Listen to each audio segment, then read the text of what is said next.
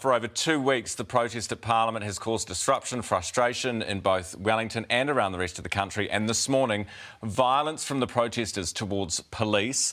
We're joined now by Chris Cahill, who's the Police Association President, the Wellington Mayor, Andy Foster, with us shortly.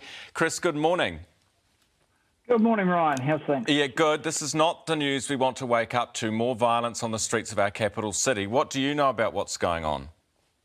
Yeah, not a lot more than you, but it appears it's just more of the plan to just tighten the ring around the protesters, move them back in and reduce the disruption to some of the nearby streets. So it's just bringing those blockades in a bit further.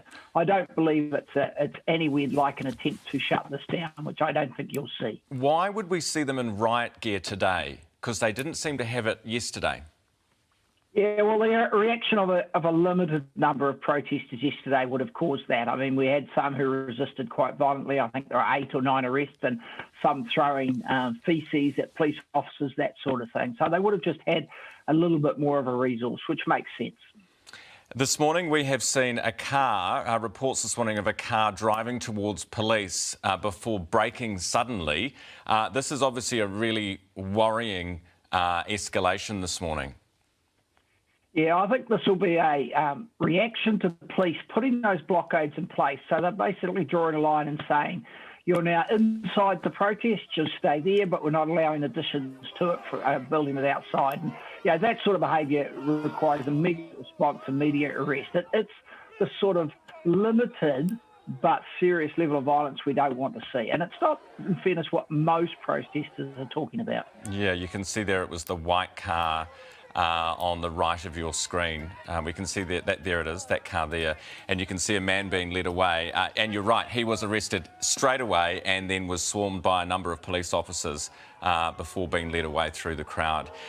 What happens in a situation like this, Chris? Does this escalation, does that drive some protesters to go even further, to become more violent themselves? Or could it act actually as a bit of a chilling effect where people say, hey, this has gotten a bit out of hand, let's pull back? Yeah, it's a bit of a fine balancing act. I mean, yesterday things calmed down really quickly. I went down there yesterday afternoon. Things were pretty calm. But the 120 arrests police made a couple of weeks ago now, that actually had the opposite result. That led to a big swell of protesters and a lot more agitation. So it is careful that police get that balance act right. Now, we know that if police decide to remove those protesters, you can expect the numbers to double overnight.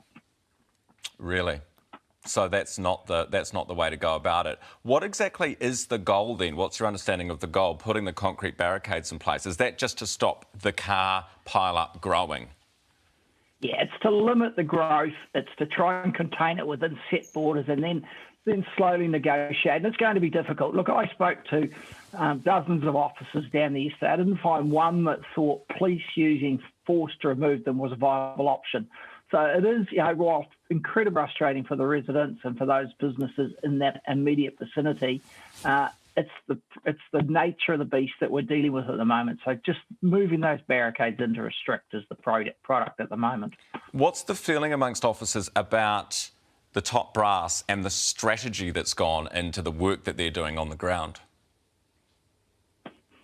Look, the general consensus was they agree with it. I mean, there's some questions as to how it was allowed to get so big, and I think that's something that needs to be addressed in the future. But at the meantime, we have to deal with what's in front of us. But they were supportive. The idea that you could go in there and use force to remove those protesters, they all rejected. They wouldn't be willing to use the level of force required, and the public in New Zealand wouldn't accept it, I don't believe. We're hearing reports that the protesters have formed a human chain, turned their back on the police and are singing, which at least, Chris, sounds like it's more peaceful than what happened earlier this morning. We are waiting also this morning on Andy Foster. He's the Wellington Mayor. He's on his way to these protests right now. We're going to get him up on the phone or his cell phone in just a few moments as soon as we can. But we are speaking right now to the Police Association President, Chris Cahill. Chris, what is the situation with these officers who are there? There are hundreds of them. What should they be doing today? What work isn't being done because they're having to deal with these protests?